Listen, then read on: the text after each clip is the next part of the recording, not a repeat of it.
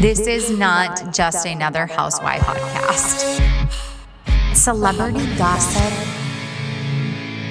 consuming my brain. You cannot tell me that for the last 2 years, all of these dates have not been blocked off of NFL stadiums. It is all happening. I'm Britt, and this is the Oops, I Gossiped Again podcast.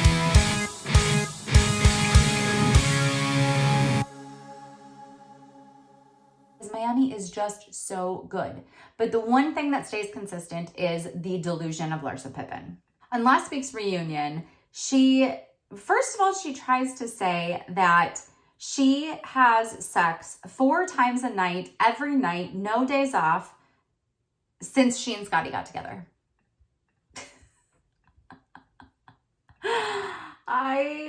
I cannot. She tried to back it up because even Andy was like, even when he was on the road, she's like, oh yeah, we had a private jet. So I'm like, babe, you are so full of shit. Unless you were sneaky link coming in when Scotty was on the road. We believe this story as much as we believe that your butt is real.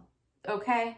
We know that's not it. So speaking of her butt, she then makes a comment to Nicole and point blank says, I have real jobs, okay? Unlike you putting people to sleep. When I tell you that I was stunned, and I think as you can see on the looks of Nicole and Gertie, they obviously were stunned as well. Like Nicole being the queen of comebacks and petty one-liners literally has nothing. Because it is just so fucking delusional. This girl's over here selling her feet on OnlyFans. And meanwhile, Nicole is a full-ass doctor. I'm sorry, quote, putting people to sleep as an anesthesiologist. Does this woman not know she is a doctor? And ma'am, I sure hope that all the anesthesiologists have not teamed up together to basically tell Larsa to go fuck herself when she wants her next procedure done. Because, ma'am, you need those people to put you to sleep. The delusion in this woman. And then she tries to say, when Andy asks her about her relationship with Michael B. Jordan, she's like, well, he goes, well, what if, Michael Jordan's ex-wife started dating Scotty Jr.? And she's like, as long as he's happy and he's in love, I'm fine with it. Oh, I don't understand. And there are people that are like, Larsa needs to be fired. I hate to say it, but no, Bravo Peacock, I'm sorry, it's not Bravo Peacock. They will not fire Larsa Pippen. They're not going to fire her because she is giving us these things like this. And it's hard to tell for me if she is just really putting on a show and if she's being, like, I'm going to build it up for the cameras, or if she is actually like this. If she is actually this person who has these thoughts, who has these things that go through her brain that she has to spit out, mind-blowing. This week's episode, when they're talking about how Melissa's mom and sisters are not invited to the wedding, I thought she was going to just, make up some story. The question was actually, was it an oversight? And she was just like, nope, it was not. And she went back to the christening where she, that episode will forever live in my mind. It, I believe, was like the culmination of the downfall of Joe and Teresa. I really do. Joe Gorga, not Joe Giudice. She goes back to that and remembers how Melissa's sisters treated her in that time and all of the things that they did on social media after. I feel like maybe Melissa's mom just kind of got caught in the crossfire of it all. And Louis wants to go and invite her. I think that we missed something in that episode though. Like why all of a sudden it flipped and Louis was going to go, like she went to apologize to her, which was really nice to see. But if you watch back, there was a moment where Louis and Joe are in the kitchen together. And I can't remember who walks in, like Frank or Evan. Someone walks in and kind of interrupts it. And I think that there was an unseen footage portion there where there may have been a conversation. Now, whether that was Louis going to Joe and apologizing to Joe for not having them at the wedding, or it was Joe being like, hey, like my wife is really upset about this. Can we have her mom there? I think that we missed something.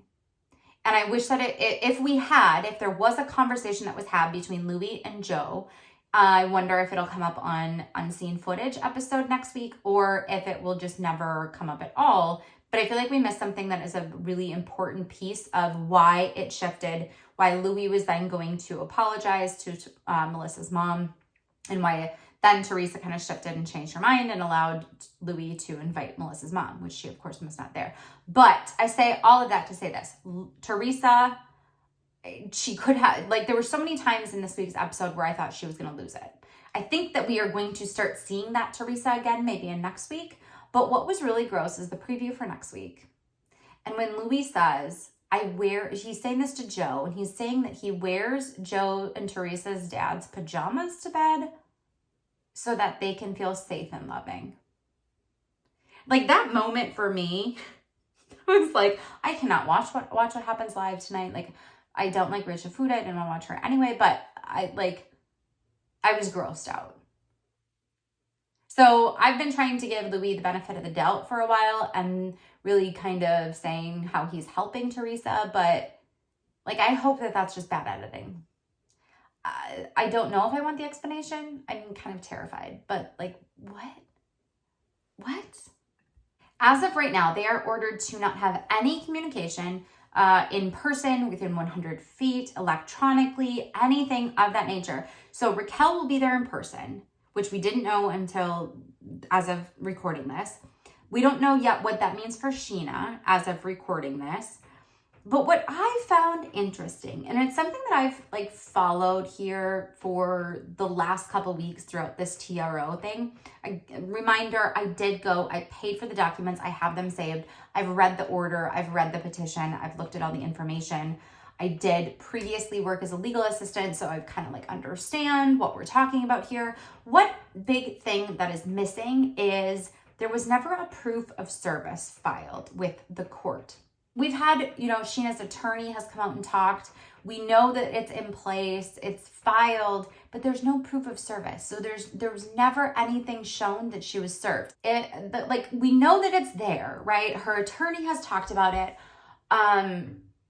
If she hasn't officially been served, or if a proof of service hadn't been filed, if this bitch walks in on camera with someone to personally serve her on camera, dead.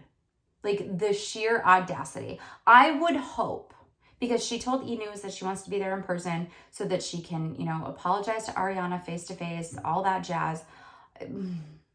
If this girl thinks that personal service of this is going to happen on camera, I will rage. I will rage. I really wish that we had more indication of when Sheena was served, who served her, if she was served, and this wasn't like just, I don't know. Where's the proof of service? Where is it? Because that is one piece of the puzzle that is missing, and it's a big piece of the puzzle.